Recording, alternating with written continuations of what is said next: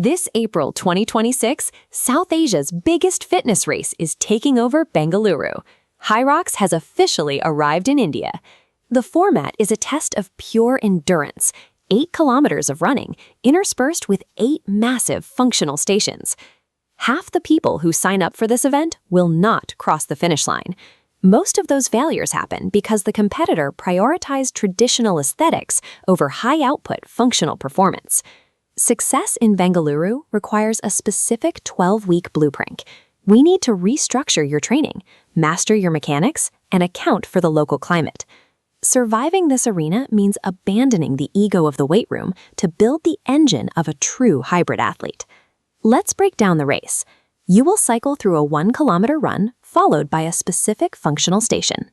The sequence includes the ski erg, a sled push and pull, burpee broad jumps, rowing, the farmer's carry, sandbag lunges, and finally, 100 wall balls. The challenge isn't the movements themselves. It is the physiological shock of moving from high-resistance pushing directly back into a steady running pace. This illustrates heavy leg syndrome. During functional stations, your muscles fill with lactic acid. When you step back onto the track, your body struggles to clear that acid, making your legs feel paralyzed. Notice how the drainage speeds up here. Your goal is to expand your lactate threshold, the point where your body clears lactate as fast as it produces it. You must flush this acid while maintaining a 5:30 pace. Mastering this specific transition is known as compromised running. It is the single most important physiological adaptation needed to reach the finish line. To build that engine, we use the 50-50 rule to restructure your weekly calendar. Exactly half of your weekly training volume is dedicated to Zone 2 running. This steady-state pace builds the aerobic base needed to recover between stations. The remaining volume focuses on station simulation. Once a week, perform a mini Hyrox. Push a heavy weight for 50 meters, then immediately move to a treadmill for a 1-kilometer run. If your gym lacks specialized functional equipment like weighted sleds, you can still execute this protocol. Use a discarded tractor tire as a substitute. Pushing this across a rough surface simulates the exact forward resistance your legs face on race day. For the farmer's carry, load heavy rucksacks or thick backpacks.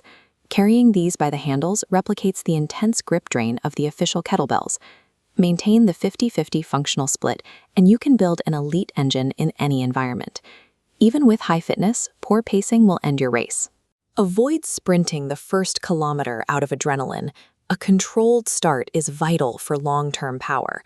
For the sled push, lock your elbows and maintain a strict 45-degree torso angle. Drive the weight using leg mechanics rather than your arms. The farmer's carry tests forearm endurance. If your grip fails, your race is over. Keep shoulders packed and walk with a rapid, short stride cadence.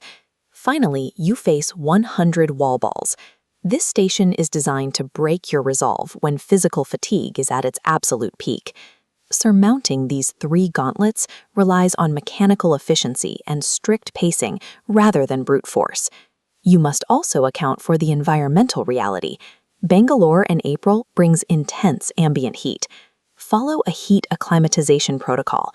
Schedule at least 2 outdoor, non-air-conditioned training sessions weekly so your body learns to manage its core temperature under stress.